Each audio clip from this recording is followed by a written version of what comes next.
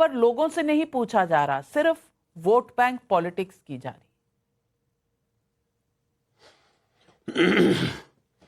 देखिए नाविका जी, 3-4 बड़ी important question आपने किए हैं और आखिरी में आपने जो सवाल किया कि क्या मोदी जी को नीचा दिखाने की कोशिश की जा रही है। कौन दिखा पाएगा मोदी जी को नीचा? जो इस वक्त सबसे ऊंचे पायदान पे हैं उनको नीचे कौन ला सकता है? हां, यह है कि वो लोगों को नीचे ला सकते हैं। कोई भी कानून बना दें, कुछ भी बिल पास करवा दें, कुछ भी कर दें, ला सकते हैं, ताकत है। और जो मजलूम है निश्चित तौर पे वो शांतिपूर्ण ढंग से प्रदर्शन करेंगे, संविधान ने हक दिया है, और वो आवाज उठाएंगे और आवाज उठाएंगे। अगर उनके कान तक वो बात जाती है तो ये उनकी जिम्मेदारी है, देश के प्रधानमंत्री हैं, कि लोगों की मांग सुने। पहली बात। दूसरी बात, भड़काऊ भाषण। देखिए भड़काऊ भाषण नहीं है, जज्बात है, इंसानी जज्बात। जब इंसान को अंदर से तकलीफ होती है तो अपनी बात को रखता है, उसको यह कतई मतलब नहीं निकालना चाहिए उसका कि वो कोई भड़काऊ बात कर रहा है। दूसरी बात, सवाल इस बात का है कि जो वक्फ बिल पर और वक्फ की संपत्ति पर चर्चा हो रहा है कि तमाम तरीके की बातें कि 9 लाख एकड़ जमीन वक्फ के पास है। मैं नाविका जी, देखिए आप बहुत बड़ी पत्रकार हैं देश की और मैं तो आपका बड़ा व्यक्तिगत तौर पे फैन हूं। आप मुझे बताओ ना कि वो जमीन जो है वो किस किस चीज की जमीन है? कब्रिस्तान की जमीन, खानकाह की जमीन, मस्जिद की जमीन। अब आप बताइए कि इससे कौन सी इनकम लेना चाहते हैं? मस्जिद की जमीन कौन सी इनकम होगी? पहली बात तो उसके इनकम को देख लिया जाए, क्योंकि लगातार बीजेपी एक नैरेटिव सेट कर रही है कि साहब 200 करोड़ का इनकम हो रहा है, वो 13,000 करोड़ का इनकम होना चाहिए साल में। अब बताइए मस्जिद से क्या इनकम लेंगे आप? कब्रिस्तान से क्या इनकम लेंगे? एक बात, तमाम जमीनें ऐसी हैं जो सरकार ने अक्वायर कर रखी हैं और उनका जो रेंट है वो 2 रुपया, 4 रुपया, 10 रुपया है। क्या इनकम हो जाएगी? केवल एक खौआ की एक लैंड जो है वो लैंड अक्वायर कर रखा है वक्फ ने। अब दूसरी बात, वक्फ है क्या? ये चर्चा होना और ये देश को जानना बहुत जरूरी है। तमाम ऐसे लोग हैं जिनकी आस्था है कि अपनी जमीन को उन्होंने वक्फ कर दिया ईश्वर के नाम पर। आप तो खुद ही कह रहे हैं कि मुसलमान जो है वो गरीब है, मजलूम है, तो इतना वक्फ कर कैसे रहा है? और अगर इतना वक्फ की जमीन इतनी है कि 9 लाख एकड़ की जमीन है जिसका वैल्यू कई लाख करोड़ में है, तो फिर मुसलमान गरीब है क्यों? ये दोनों सवालों का जवाब दे दीजिए। और तीसरी बात, सीएए के वक्त भी कहा था ना, सीएए के वक्त भी कहा था कि भाई कागज नहीं दिखाएंगे नागरिकता छिन जाएगी। कुछ हुआ क्या? सीएए आया, लागू भी हो गया, पता भी नहीं चला। पता नहीं आपने देखा कि नहीं, पर किसी ने कुछ नहीं कहा, लागू हो गया वो। और अजीज खान साहब, अब वक्फ का हुआ, मुझे एक सवाल का जवाब दे दीजिए। अगर वक्फ एक्ट है और वक्फ एक्ट रहना चाहिए तो वैसा ही सनातन एक्ट भी होना चाहिए, हाँ या ना? मैं बोर्ड की नहीं बात कर रही, बोर्ड तो हजारों लाखों है, मैं वक्फ एक्ट और सनातन एक्ट की बात कर रही हूं। प्लीज, अरे मेरी बात सुन ले। अरे नहीं, मैं बोल रहा हूं सनातन एक्ट भी होना चाहिए, सनातन बोर्ड भी होना चाहिए, हमें कोई एतराज नहीं है। आप बनाइए ना, आप क्यों नहीं बना रहे?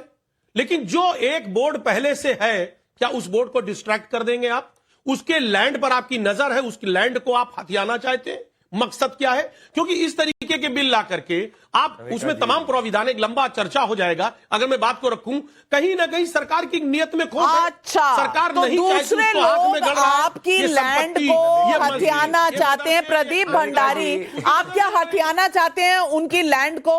और ये जो रोज ईडन गार्डन मांग लेते हैं, पार्लियामेंट की जमीन मांग लेते हैं, कुंभ की जमीन मांग लेते हैं, ये तो नहीं चाह रहे ना किसी का लैंड हथियाना? ये तो नहीं चाह रहे होंगे। ये तो आप ही दुष्ट हैं जो लैंड हथियाना चाहते हैं। जी, जो देश की जनता के सामने दुष्ट है और उसको हर व्यक्ति दुष्ट दिखता है। जिसके घर शीशे के बने होते हैं उसको नहीं बताना चाहिए, दूसरे के घर में पत्थर नहीं मारना चाहिए। ये तो सुबह उठो तो वफ कहता है ईडन गार्डन उसका है, ट्यूसडे को जाओ तो वफ कहता है संसद उसकी है, वेडनेसडे जो को जाओ तो वफ कहता है हिंदू मेजोरिटी विलेज उसका है, फ्राइडे को आओ तो वफ कहता है गरीब किसानों की कर्नाटका की जमीन उसकी है, सैटरडे को आओ तो वफ कहता है केरला का जमीन उसकी है, संडे को आओ तो वफ कह देगा कि भैया राष्ट्रपति भवन उसका है। तो सुबह शाम रात दिन वफ वक्फ तो एक लैंड माफिया के रूप में कार्य कर रहा है। गरीब मुसलमान, गरीब हिंदू, गरीब किसान जो है वो जाके हाईकोर्ट में अपील नहीं कर पाते। हम तो कह रहे हैं उनको अपील करने का अधिकार होना चाहिए। आज जिसने अपनी जमीन इतनी ज्यादा अधिकृत रूप से बढ़ाई, क्या उसके ऊपर यह सवाल नहीं उठना चाहिए कि अगर किसी की उसने जमीन पे कब्जा करा तो व्यक्ति कोर्ट जा सकता है? और यह अधिकार किसी दूसरे धर्म को नहीं है नविका जी।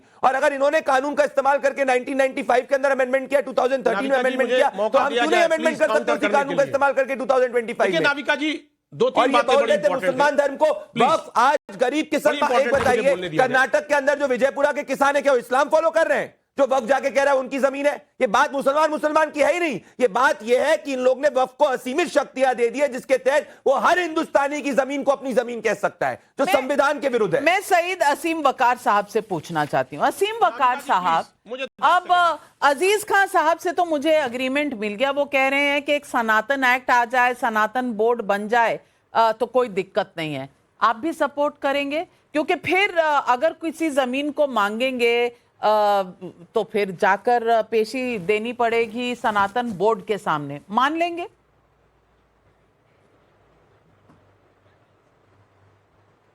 ना देखिए मैडम, सनातन बोर्ड बनाइए, सिख बोर्ड बनाइए, क्रिश्चियन बोर्ड बनाइए, ये जिनके लिए बना रहे हैं उनसे पूछिए। हम कौन होते हैं किसी के धर्म के बारे में हाँ ना बोलने वाले?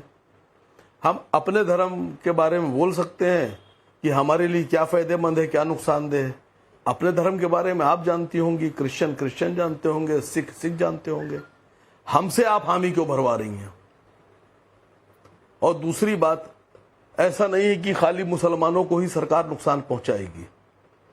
अभी आपने देखा कि अयोध्या में जब मंदिर बना और कॉरिडोर बना, या वाराणसी में जब कॉरिडोर बना, तो कितने 100 मंदिर तोड़ दिए गए। ऐसा थोड़ी ना कि खाली मस्जिद तोड़ रहे हैं। ये कोई धर्म का किसी धार्मिक स्थल को आप सुरक्षित नहीं कह सकते भारतीय जनता पार्टी की सरकार में। वो सबको नुकसान पहुंचाते हैं, मुसलमानों को पहुंचाते हैं, हिंदुओं को पहुंचाते हैं, सिखों को पहुंचाते हैं, क्रिश्चियंस को भी पहुंचाते हैं। बीजेपी ऐसी पार्टी है जो किसी की सगी नहीं है, सबको ठगती है। इसको इससे लड़ाओ, उसको उससे लड़ाओ। आप वक्फ बिल पे बात कर रही हैं, आप कह रहे हैं कि मुसलमानों के लिए बेहतर बिल ला रहे हैं। यही बात आप किसानों के लिए कह रहे थे कि किसानों के लिए बेहतर बिल ला रहे हैं। किसान कह रहे थे हमें बिल चाहिए नहीं, आप जबरदस्ती उन पर लाद रहे थे। उस वक्त जब किसान विरोध कर रहे थे तो आप लोगों ने, सारे चैनल्स ने किसानों को आतंकवादी तक कह दिया, रेखा जी देशद्रोही कह दिया किसानों को। मुझे पहले वकार साहब थोड़ा ये बता दीजिए, मैं वक्फ पर सवाल पूछती हूं, आप धर्म के नुमाइंदे बन जाते हैं। आप पॉलिटिकल पार्टी हैं या आप धर्म के रक्षक हैं? कि धर्म और पॉलिटिक्स आपके हिसाब से सनातन बोर्ड बनना चाहिए या नहीं बनना चाहिए? हमसे क्यों पूछ रही हैं? नहीं, हमसे क्यों पूछ रही हैं? नहीं, मैं आपसे पूछ रहा हूं ना कि आप तो हिंदू हैं, आप बताइए सनातन बोर्ड बनना चाहिए नहीं बनना चाहिए? आपके पार्टी के चीफ तो बात करते हैं कॉन्स्टिट्यूशन की, संविधान की। तो मैं पूछ रही हूं कि भाई आप दूसरे धर्म का भी कुछ देख लीजिए, क्योंकि आप कॉन्स्टिट्यूशन पे चलने वाले लोग हैं ना। मुसलमान आपकी पार्टी के नाम में जरूर है, लेकिन उम्मीद करती हूं कि आप दूसरों के बारे में भी सोच रहे होंगे, क्योंकि कॉन्स्टिट्यूशन पर ओथ लेते हैं ना आप। नहीं मैडम, हमारे राष्ट्रीय अध्यक्ष तो कॉन्स्टिट्यूशन की बात करते हैं, हम भी करते हैं। तो क्या आप अपने को आप कॉन्स्टिट्यूशन विरोधी मानती हैं? आप भी तो कॉन्स्टिट्यूशन की बात करती हैं। लेकिन आप सिर्फ एक धर्म की बात करेंगे तो सवाल पूछना तो लाजमी है ना। मेरा काम तो सवाल पूछना है। आप तो रोज जजमेंट दे देते हैं पत्रकारों पर, एंकर्स पर आपकी जजमेंट सर आंखों पर। लेकिन सवाल पूछना मेरा काम है, मेरा धर्म है, मैं पूछूंगी। और मैं पूछ रही हूं कि सनातन बोर्ड अगर हो तो आपको कोई दिक्कत तो नहीं है ना? पूछ रही हूं कॉन्स्टिट्यूशनली। नहीं, मैं कह तो रहा हूं आप मांग कीजिए, हम आपकी हाँ में हाँ मिला देंगे। आप मांग कीजिए, सरकार से मांग कीजिए ना। अच्छा, वाह, क्यों नहीं मांग कर रहे हैं आप?